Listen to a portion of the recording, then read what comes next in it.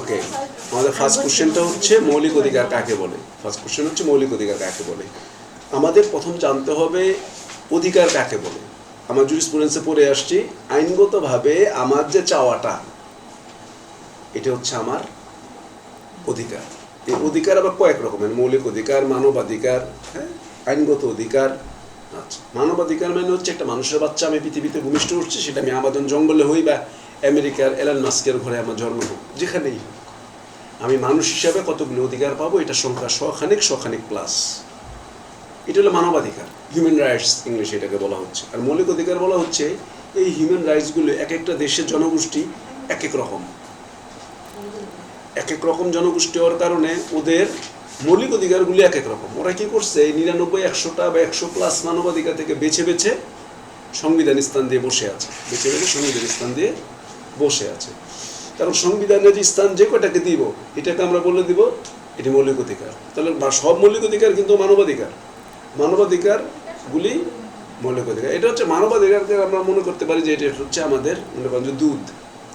আর মৌলিক অধিকার আর বিভিন্ন অধিকারগুলির মধ্যে মানে ঘি, মাখন, ছানা, কি বলে মাঠা, দই, আরও যা যা এক্সেট্রা বানানো যায় এই একটা আইটেমটাকে দিয়ে। তাহলে মানবাধিকারটা হচ্ছে মূল জিস্ট। ওকে সংবিধানে ঢুকালে ওর নাম হয়ে যায় মৌলিক অধিকার। জাস্ট চেঞ্জ, মানবাধিকারটা সংবিধানে ঢুকলে মৌলিক অধিকার। আচ্ছা, মৌলিক অধিকার নাম হচ্ছে ফান্ডামেন্টাল রাইটস। তাহলে ফান্ডামেন্টাল রাইটস মানে এই রাষ্ট্র মনে করে মৌলিক অধিকার এই কয়টা হওয়া উচিত, এই রাষ্ট্র মনে করে এই মৌলিক অধিকার এই কয়টা হওয়া উচিত। আচ্ছা, এক এক রাষ্ট্রের মৌলিক অধিকার কিন্তু ভিন্ন। তাহলে আমাদের হচ্ছে মানবাধিকারের যে বিষয়গুলি সংবিধানে ঢোকে, যেগুলি মানুষের বিকাশ করার জন্য লাগে, আমাদের বিকাশের ধরন আর আমাজন জঙ্গলের বাচ্চার বিকাশের ধরন আর এলন মাস্কের বা বিল গেটসের বাচ্চার বিকাশের ধরনটা ভিন্ন হবে। কারণ ও সুযোগ সুবিধাগুলি যেরকমভাবে পাবে, ওই বিকাশটা একটু আগে পরে স্লো কাজ করবে। ও হয়তো বডি গ্রোথ হয়ে যাবে একই রকমভাবে, মানুষের বাচ্চাগুলো মোটামুটি একটা বয়স আসলে গ্রোথ সবারই কমন চেঞ্জ হয়, ব্যতিক্রম দিয়ে একটা ছাড়া কমন গ্রোথ সবার কমন। একটা নির্দিষ্ট বয়সে আমাদের গ্রোথ হতে থাকে, আমাদের মোজদারে উঠতে থাকে, এটা স্বাভাবিকভাবে হরমোনগত কারণে আমাদের নারী পুরুষদের পরিবর্তন আসতে থাকে। এটা সারা পৃথিবীর বেলাতে একই রকম ঘটবে। যেহেতু আমরা ম্যামালাস মানে স্তন্যপায়ী প্রাণী, কাজে আমাদের এইরকম কমন বৈশিষ্ট্য থাকবে। যেমন তিমির মতন মাছও স্তন্যপায়ী প্রাণী। এটা আবার তিমির বাচ্চা জন্ম দেয়, এটা আবার ডিম পারে না। তিমির ডিম পারলে কত বড় ডিমটা হইতো, এই ডিম আবার যত্ন করে রাখাও তিমির জন্য চিন্তার বিষয়। এটা মোটামুটি একটা ঘরের সাইজের না হলেও কাছাকাছি পর্যায়ে একটা ডিম পারতো। এই ডিম যত্ন করা মুশকিল। কতগুলি উপরে সে ডিম পারে, ওই নির্দিষ্ট তাপে হয়ে যায়। মাকে দরকার না, মাকে আর দরকার না, মা ডিম পেরে চলে যায়, মার কাজ শেষ। এখন প্রশ্ন হচ্ছে যে কচ্ছপের এই যে ডিমগুলি পারে, ওরা সাগরের দিকে যায় কেন? ওরা উপরে উঠে একটু খাওয়া দাওয়া চিন্তা করবে না? না না না, জিনিসটা হচ্ছে ও মানুষ তো আমরা মার পেটেও একটা পানি পরিবেশের মধ্যে থাকি, একেবারে মানে এটা কি বলা যেতে পারে, মানে এটা একবার সুইমিং পুলের মতন থাকে, একেবারে লিকুইডের মতো থাকে। পানি এটা আমার গায়ে নিতে পড়ে আসছে, এটা পানি। তাহলে ওই ডিমটা ওই রকম পানি থাকে। কিন্তু যখন ডিমটাতে বাচ্চাটা হয়, ওর প্রথম ভূমিষ্ঠ হওয়ার পরে ওর হচ্ছে শরীরে পানি শর্ট পড়ে। ও তখন হচ্ছে সাগর কই, ওর খাবার দিলেও খাবে না, ওর প্রথম পানি লাগবে। এটা ম্যামালাস সহ যেই ধরনের প্রাণী হোক, এটার ক্ষেত্রে একই রকম নিয়ম। আমাদের এই বইগুলি বলে যে প্রাণীর বিবর্তন, কোষ বিভাজনের বই, মেটামোসিস, বিভিন্ন ধরনের প্রক্রিয়া আছে, বিভিন্ন ধরনের প্রক্রিয়ার মাধ্যমে যে কোষ বিভাজনের পড়াশোনা আছে, ওটা পড়লে আমরা বুঝবো। বই আছে বাজার, বেশ ভালো বই। যাক, আমরা ডাক্তারে আরেকদিন বুঝাবো না। এই মৌলিক অধিকার তাহলে আমরা বুঝলাম হচ্ছে ওই অধিকারগুলি যেগুলি আমরা মানে মানবাধিকার থেকে অ্যাডপ্ট নেওয়া হয়েছে। এখন মৌলিক অধিকার আমাদের মোটামুটি সংবিধান 18টা মৌলিক অধিকার। এখন বলা হচ্ছে যে 18টার মধ্যে মৌলিক অধিকারগুলো আমাদের কমন। আইনের দৃষ্টিতে আমাদের সমতা থাকবে, ধর্মের সুযোগ সুবিধা থাকবে, আইনের আশ্রয় লাভ থাকবে, চলাফেরা, সমাবেশ, সংগঠন, এগুলি করে আমার বিস্তর ক্ষমতা থাকবে। আমার ঘরে থাকার অধিকার আছে। এই যে ঘরের মধ্যে আমাদের ঘরে থাকাটাকে, নিরাপত্তাকে বিঘ্নিত করতেছে কীভাবে? আমাদের মোবাইল হ্যাক করার মাধ্যমে, আমাদের সিসিটিভি ফুটেজ হ্যাক করার মাধ্যমে, এটা হচ্ছে আমাদের প্রাইভেসিকে হ্যাম্পার করতেছে। সমাবেশ করার অধিকার আছে, এই বিষয়ের জন্য নির্দিষ্ট আইন আছে। হ্যাঁ, এগুলো আবার একটা বই আমি পড়তেছিলাম, বইটা না, জিনিসটা হচ্ছে এটা হচ্ছে জিনিসটা হচ্ছে মনে করেন আমি লাল লাইট জ্বলে আসছে, আমি গাড়িটা থামায় বসে রয়েছি, আরেকজন লোক এটা নিয়মটা মাইনা যখন ভঙ্গ করে চলে যাবে তখন কিন্তু আপনি অটোমেটিক্যালি রাগ করবেন। আমি নিয়ম মেনে বসে আছি, উনি গাড়ি টান দিয়ে চলে যাচ্ছেন, উনি কিন্তু আপনার কোনো ক্ষতি করেন না, কিন্তু আপনি জানেন যে এটাই আইন, এটা সবারই মেনে চলা কর্তব্য। ওই যে বিষয়গুলো সমাবেশ করতেছে ওরাও কিন্তু জানে ওরা নিয়ম মানতেছে না, বাট দে ডোন্ট কেয়ার। কারণ হচ্ছে ওনাদের কেয়ার করানোর মতন অথরিটি ঠিক মতো কাজ করতেছে না। এটার জন্য কোনো একদিন সময় পেলে আমি একটা রাষ্ট্রের উপর একটা বই পড়তেছি, এটা পড়া হইলে পড়াবো যে একটা রাষ্ট্র কেন দরকার। এই রাস্তাঘাট ভাঙে যায়, আমাদেরকে আমরা নিজেরা ঠিক করি নাকি অটোমেটিক রাষ্ট্র ঠিক করে দেয়? রাষ্ট্র ঠিক করে দেয়। আমাদের কিছু হলে যে পুলিশ যে আমাদের ধরে বেঁধে নেওয়া যায়, পুলিশকে আমার অনুমতি নিচ্ছে আমাকে ধরে নেওয়ার আগে। আমি জিজ্ঞেস করি আপনাকে পুলিশ নিয়োগ দিচ্ছে কি? আমি তো দেই নেই। সো আপনি কি? তাহলে এই রাষ্ট্র কি, রাষ্ট্র কিভাবে 50,000 বছর আগে ইবনে রুশো আইন বিজ্ঞানী সমাজবিজ্ঞানী রুশো এরা কিভাবে এটাকে চিন্তা করতে, এটা নিয়ে আমরা রাষ্ট্র নিয়ে আলোচনা করবো। এটা বইটা পড়তেছি, ইংলিশের বই, ওইটা পরে আমরা একটা আলোচনা করবো অন্য একদিন আমাদের। তাহলে মৌলিক অধিকারগুলি হচ্ছে এরকম, আমাদের বলা হচ্ছে এরকম বিভিন্ন ধরনের অধিকার যেগুলো আমরা দেখতেছি। যেমন কথা বলার অধিকার। কথা বলার অধিকার মানে বলা আছে আইনের দ্বারা বিধিনিষেধের সাপেক্ষে কথা বলবেন। কথা বলার অধিকার দিচ্ছে মানে এমন না আপনি যা খুশি তা বলবেন। এটা অন্য হাট হচ্ছে কিনা, অন্যের ধর্মীয় অনুভূতিতে আঘাত করতেছে কিনা, হ্যাঁ, এটা হলো একরকম। একজন হচ্ছে মনে করেন যে আস্তে কথা বলতে পারে না, হ্যাঁ, ওনার বুঝতে হইব যে ওনার আস্তে কথা বলতে পারে না, এটা আরেকজনের সমস্যা হয়। যে আমাদের কথা বলার স্বাধীনতার ক্ষেত্রে ডেসিবল আছে, কত ডেসিবল পর্যন্ত আমরা কথা বলবো। এই যে মাইক বাজানোটার মধ্যে যেমন রেস্ট্রিকশন আছে, সাউন্ড বক্স বাজানোর একটা রেস্ট্রিকশন আছে, এগুলির জন্য এটা ল কাজ করে। হ্যাঁ, তাহলে আমাদের বিভিন্ন ধরনের অধিকার আছে, গ্রেপ্তার না হওয়ার অধিকার আছে, আমাদের জোরপূর্বক শ্রম বানাইবে এরকম অধিকার থেকে আমরা মুক্ত হব। এখন হচ্ছে সুপ্রিম কোর্টের কেন অভিভাবক বলা হয়? খুব সিম্পল, আমাদের সংবিধানে বলে দিচ্ছে আমাদের সুপ্রিম কোর্ট আমাদের সংবিধানের গার্ডিয়ান। ওখানে যে জিনিসটা বলা হলো, আমাদের রাষ্ট্র মৌলিক অধিকার বানাতে যে এমন কোনো মৌলিক অধিকার বিরোধী আইন বানাবে না যা মৌলিক অধিকারের সাথে সামঞ্জস্যপূর্ণ নয়। অসামঞ্জস্যপূর্ণ হলে এটাকে করা যাবে, এটা বাতিল হয়ে যাবে। আরও বলছে কেউ যদি না, প্রথম হচ্ছে মৌলিক অধিকার বিরোধী আপনি কোনো আইন বানাতে পারবেন না, বানালে এটা বাতিল। সহজ কথা শেষ। এখন মৌলিক অধিকার কেউ বা আইন আছে কিন্তু কেউ মানতেছে না, তাহলে কি করতে হবে? তাহলে রিট করে তাকে থামাতে হবে। তাহলে আপনারা আমার আইন ভঙ্গ করলে আমরা দেওয়ানি আদালতে মামলা করবো বা ফৌজদারি আদালতে মামলা করবো, কিন্তু যদি আমার মৌলিক অধিকার লঙ্ঘন করে তাহলে আমি রিট করবো। ওয়ালাইকুম সালাম, আমরা রিট করবো। তাহলে মৌলিক অধিকার ভঙ্গের জন্য আপনি করবেন রিট। রিট হচ্ছে এক ধরনের মামলা, মৌলিক অধিকার হচ্ছে এক ধরনের রিট গেল। এবং সুপ্রিম কোর্টকেই দায়িত্ব দেওয়া হয়েছে, মৌলিক অধিকার যদি কেউ ভাঙে আপনার কাছে আসলে আপনি রিট করে এর বিচার করে দেবেন। তো সুপ্রিম কোর্ট আমাদের বিচার করে দেয় রিট টাকার জন্য। এর মধ্যে আবার মৌলিক অধিকারগুলির সঙ্গে কয়টা? 18টা। 18টার মধ্যে আমরা সবগুলি ভোগ করতে পারি, কিন্তু বিদেশিরা কিছু কিছু জিনিস ভোগ করতে পারে না। ওই বিদেশিদের আমাদের পড়াটা ইম্পর্টেন্ট না, এটা আমাদের দরকার না। বাংলাদেশিরা ভোগ করতে পারে মানে যা আছে মোটামুটি সবই ভোগ করতে পারে। এটা তো পড়বো, কিন্তু পড়ার অংশটুকু আমরা পড়বো না। আর মৌলিক অধিকার আর মূলনীতি এটা আমাদের দরকার নাই, এটা আমরা পড়বো না। মৌলিক অধিকারের উপর হচ্ছে কোন কোন মৌলিক অধিকারের উপর বিধিনিষেধ আরোপ করা যায় না। 4টা মৌলিক অধিকার আছে, আপনি কোনোভাবে কারফিউ দিয়ে হোক আরও কিছু করে হোক এই 4টা বন্ধ করতে পারবেন না। প্রথম হচ্ছে আইনের দৃষ্টিতে আমরা সবাই সমান, এটা আপনি না করতে পারবেন না। আইনের দৃষ্টিতে আমরা সবাই সমান না। সমান কথাটা যেমন সমান শব্দটা সব জায়গায় সমান না, কারণ আইনের দৃষ্টিতে সবাই সমান। এটাতে আমরা কি বুঝবো? সবার কি একই রকম হাইট, সবার কি একই রকম গায়ের রং? তাহলে সমান বলতে কি বোঝাইলো? আইনের প্রতিকার পাওয়ার ক্ষেত্রে আইনের চোখে অল আর হিউম্যান বিইংস, আমাদের মানুষ হিসাবে সবার সম অধিকার। তাহলে একই সমান শব্দ, এটা যখন আইনের চোখে সবাই সমান বলবো তখন একরকম মানে। আর যখন আমরা উচ্চতার জন্য দাঁড় করাবো, পরীক্ষা নেওয়ার জন্য বলে দিব যে সবার সমান উচ্চতা, এই সমান উচ্চতা হইতে হইব, তাহলে ওইটা দিয়ে সমান দ্বারা উচ্চতা ইন্ডিকেট করতেছে। 2 নম্বর হলো জোরপূর্বক শ্রম খাটানো যাবে না, অর্থাৎ দাস ব্যবসাটাকে আপনি ইনক্লুড করতে পারবেন না। দাস ব্যবসাটা চলবে না, দাস ব্যবসা কার্যক্রমটা এখানে আপনি চালাতে পারবেন না, এটা একেবারে ব্যান্ড।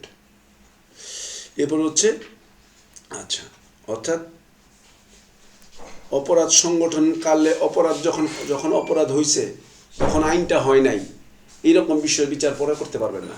মানে যেমন 1990 সালে প্রথম বলা হলো গাঁজা খাওয়া যাবে না, বিক্রিও করা যাবে না।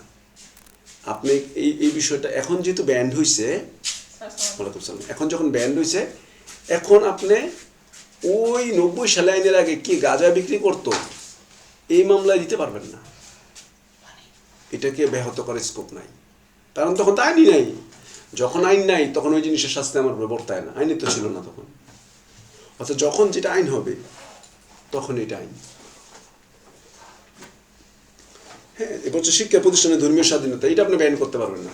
অবশ্য সব শিক্ষা প্রতিষ্ঠানে আমরা কিন্তু ধর্মীয় সদস্যদের স্বাধীনতা সমাহারে পাই না। আমাদের বাংলাদেশেও আমরা সব স্কুলে শিক্ষা ব্যবস্থার জন্য সব ধর্মের জন্য স্কোপটা আমরা পাবো না। হয়তো মুসলমানদের জন্য বলে টলে হয়তো একটা রুম যদি রাখা যায় নামাজ পড়ার জন্য রাখতে পারে, অন্য ধর্মেরটা তো পাবেই না, কারণ এত বড় দেওয়া সম্ভব না, সংখ্যায় অনেক সময় কম থাকে। সারা স্কুলে দেয় যে একটা খ্রিস্টান পড়তে পারে, হয়তো একটা বৌদ্ধ পড়তে পারে, হিন্দু 50-100 পড়তে পারে, এরকম বিষয়গুলো কাজ করে। বা রাষ্ট্র প্রমোট করতে চায় না যে নামাজের জন্য আলাদা একটা রুম বরাদ্দ দিতে চিন্তা ভাবনা করে, তাহলে এগুলির ক্ষেত্রে ইচ্ছা মতন বিধিনিষেধ আরোপ করতে পারবেন না, ইচ্ছা মতন বিধিনিষেধ আরোপ করতে পারবেন না। এতটুকু মাথায় রাখা, ওখান থেকে আর কিছু করার দরকার নেই। এবার বলতে 44-102 অনুচ্ছেদ অনুযায়ী কীভাবে মৌলিক অধিকার বলা হয়, আমি তো বললাম যে আমাদের 18টা মৌলিক অধিকার, এর মধ্যে 12টা সবাই ভোগ করতে পারবে, আর 6টায় দেশি বিদেশি মিলিয়ে ভোগ করতে পারবে। তাহলে 12টা দেশি বিদেশি সবাই না, কেবল দেশি, আর 6টায় দেশি বিদেশি সবাই। আমাদের পড়াই নাই তো, ওগুলো দরকার নাই। ওটার মধ্যে কি বলা আছে, কোন কোন মৌলিক অধিকার নাগরিক ভোগ করতে পারে অতটুকু বলা আছে। মৌলিক অধিকার তো বাধা নিষেধ, বিধিনিষেধ আরোপ করতে পারে, কি কারণে বাধা নিষেধ আরোপ করা হয়, এই দুটো কি ছিল না? কোন কোন মৌলিক অধিকার শুধু বাংলাদেশের নাগরিকরা ভোগ করতে পারে এটা ছিল। মৌলিক অধিকার বাধা নিষেধে যে মাত্র আলোচনা করলাম এতটুকুই, এর বেশি দরকার নেই। এরপর হচ্ছে 44-102 অনুচ্ছেদ অনুযায়ী মৌলিক অধিকার যে বললাম, আমার যদি মৌলিক অধিকার লঙ্ঘন করে তাহলে এক্সাক্ট রেজাল্ট হচ্ছে রিট করা। আচ্ছা, আমাদের মৌলিক অধিকার কয়টা? 18টা। 44 অনুচ্ছেদ বলে দিচ্ছে আমাদের মৌলিক অধিকার চ্যাপ্টার কত থেকে কতর মধ্যে আছে, 26 থেকে 47 ক। ভালো কথা। এখন আমার মৌলিক অধিকারকে যদি রদ করে তাহলে 44 অনুচ্ছেদে বলছে তোমার যদি কেউ মৌলিক অধিকার লঙ্ঘন করে তাহলে তুমি 102-এর সাহায্য নিবা। 44 কিন্তু ও নিজে বিচার করে না, ও বলছে যে তোমার যদি এই যে মৌলিক অধিকারগুলো আমরা বললাম 18টা, এটা যদি কেউ ভঙ্গ করে এনিওয়ান, তাহলে তুমি ওই 102 অনুচ্ছেদে মামলা করা, যার নাম হচ্ছে রিট, ওকে দিয়ে বিচার পাবে।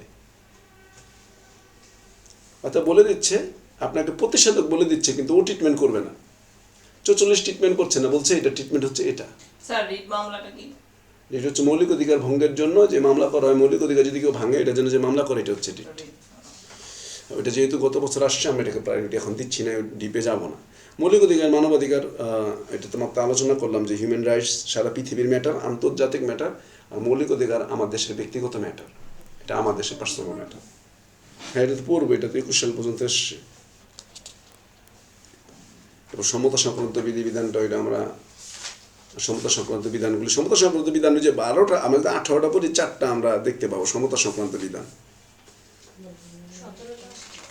17টা আসছে কি কি, সকল নাগরিক আইনের দৃষ্টিতে সমান, ওই যে এটা রিড করতে গেল লাগে। এরপর হচ্ছে বৈষম্য করা যাবে না, ধর্ম, বর্ণ, গোষ্ঠী, নারী, পুরুষ, জন্মস্থান এগুলি কারণে কারণে বৈষম্য করা যাবে না। তবে কোনো কোনো এলাকা অগ্রাধিকার দিতে পারে, যেমন আদিবাসীদের, ওরা পড়াশোনা করতে অনেক কষ্ট করে পড়াশোনা করে, ওদের অগ্রাধিকার দিতে পারে। নারীদের কোটা দিতে পারে, সামনে নারীরা আরেকটু শিক্ষিত হয়ে গেলে এবার পুরুষরা কোটা চাইবো, যে আমাদের তো নারীরা বেশি পাস করে, আমাদের কোটা দেন, আমাদের আর গেমস ফ্রি, গেমস কি বলে, ফায়ার ফাইটার গেমস খেলেই সময় পাই না, আমাদের কোটা দেন, যে যারা গেমস ভালো খেলবে এদেরকে চাকরি দেওয়া হইব, কারণ আমরা ওগুলি পারি, আমাদের যোগ্যতা ওই পর্যায়ে ঠিকছে, আমাদের গেমস খেলার অভ্যাস হয়েছে। হ্যাঁ, আমি ওদের। তারপর হচ্ছে 3 নম্বর হচ্ছে সরকারি নিয়োগের সমতা, সরকারি নিয়োগের সবাই সুযোগ সুবিধা পাবে। 4 নম্বর হচ্ছে আইনের আশ্রয় লাভ, সবাই আমাদের আইনের আশ্রয় পাওয়ার অধিকারী। এগুলো হচ্ছে মৌলিক অধিকার সংক্রান্ত বিষয়াদি। মৌলিক কাঠামোটা যদিও আলাদা একটা চ্যাপ্টার, কিন্তু এর মধ্যে যেহেতু দিচ্ছে আমরা বলি যে মৌলিক কাঠামোটা কি, এত কিছু মনে থাকবো, দিলে দিবেন, না থাকলে নাই, মনে থাকলে ভালো, না থাকলে আরো ভালো,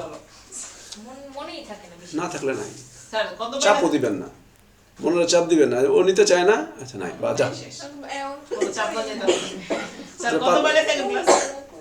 আপনি বলেন কত বলেছেন? স্যার 315। হ্যাঁ, এবার দেখি সংবিধানের মৌলিক কাঠামো কি, যেমন আমাদের বিল্ডিং তুলতে কি রড, বালু, সিমেন্ট, সুরকি, পানি, পাঁচটা যদি কিছু একটা ঘাটতি কম হয়, আপনি যদি সিমেন্ট বেশি দেন তাহলে আপনি বিল্ডিং গেছে, বালি বেশি দিলেও বিল্ডিং গেছে, রডের জায়গায় যদি বাঁশ দেন তাহলে বিল্ডিং গেছে, আর যদি পানি না দেন তো জমতেই না কিছু, জমবেই না, হবেই না, বিল্ডিংই হবে না। বিল্ডিং হবে না। মানুষ এখন ভূমিকম্পের কারণে বিল্ডিং রেখা সনের ঘর খুঁজবে হয়তো আগে ভবিষ্যতে। মানুষ বাঁশ দিয়ে building বানায়। আমাদের এলাকায় একটা আছে। অনেক পুরনো বিল্ডিং বাঁশ দিয়ে বাঁশ স্যার দিয়ে, বাঁশ দিয়ে। করা। তাই স্যার? হ্যাঁ রডের আমাদের পরিবর্তে স্যার বাঁশ। আলমগীর সাহেবের ওনার বিল্ডিং একটু পুরনো আমাদের এলাকা যেটা মানে শুধু ইটের উপরে ভিতরে কোনো রড হ্যাঁ, সংবিধানের মৌলিক কাঠামো, এই জায়গাটার মধ্যে আমরা যদি বলি যে এই কাঠামোটা ছাড়া দাঁড়াতেই পারবে না একটা রাষ্ট্র, প্রস্তাবনা লাগবে, প্রথম ভাগ লাগবে, দ্বিতীয় ভাগ লাগবে, তৃতীয় ভাগ লাগবে। প্রস্তাবনা, প্রথম ভাগ, দ্বিতীয় ভাগ, তৃতীয় ভাগ, এগুলো হচ্ছে মূলনীতি, মৌলিক অধিকার এবং এক্সেট্রা এক্সেট্রা, রাষ্ট্রপতি প্রধানমন্ত্রী স্ট্রাকচারটা পর্যন্ত এগুলি লাগবে, এগুলো না থাকলে রাষ্ট্র দাঁড়াবে না। আচ্ছা গেল, মৌলিক কাঠামো কি পরিবর্তন করা যাবে কি না এই সম্পর্কে একটা বিখ্যাত মামলা হয়, নাম হচ্ছে আনোয়ার হোসেন চৌধুরী বনাম বাংলাদেশ মামলা।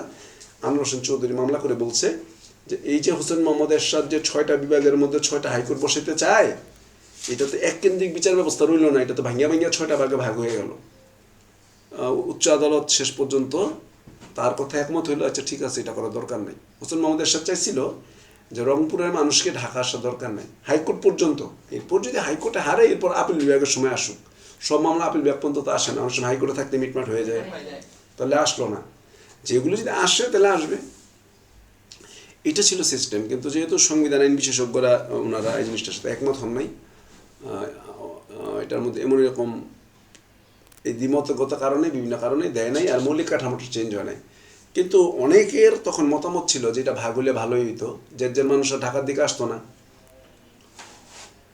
আবার যারা যারা বিরোধিতা করছে তাদের কথা হচ্ছে আমি কি রাজশাহী বিভাগে হাইকোর্টের ফ্যামিলি নিয়ে কি রাজশাহী গিয়ে বসে থাকবো নাকি, আমি বরিশাল বিভাগে বসে থাকবো নাকি, আমি চট্টগ্রাম বিভাগে বসে থাকবো নাকি, এরকম নাকি মানে মতের একটা বিরোধ হয়েছে। মতের বিরোধ হয়েছিল। কিন্তু ভাগ হইলে একদিকে খারাপ হয় না, কিন্তু ভালো। যদি সিস্টেমটা টাইট রাখতে পারেন আপনি, যে আমি কেন সেন্টার ভাগ করে দিচ্ছি কিন্তু কাজ জন্য ক্লিয়ার হওয়া চাই, মানে তুমি ডিলামি করবে এটার জন্য না হয়, কাজ শিফট থাকতে হবে, আমি কাজ একটা জায়গায় 3টা করে দেবো। হ্যাঁ, কিন্তু আমাদের এখানে তো আবার ডিলে হয়, ডিপার্টমেন্ট যত বাড়ে অত টেবিল বাড়ে, অত খরচ বাড়ে। ওইটা হলে স্যার অনেক ভালো হতো। ঢাকা শহরের যে ট্র্যাডিশনাল বিষয়গুলো ছিল ওগুলো ওই মামলার পর আর ওইভাবে আগায় না। পুরা বস্তি বানাইছে ঢাকা এরপর শহরে। দেখি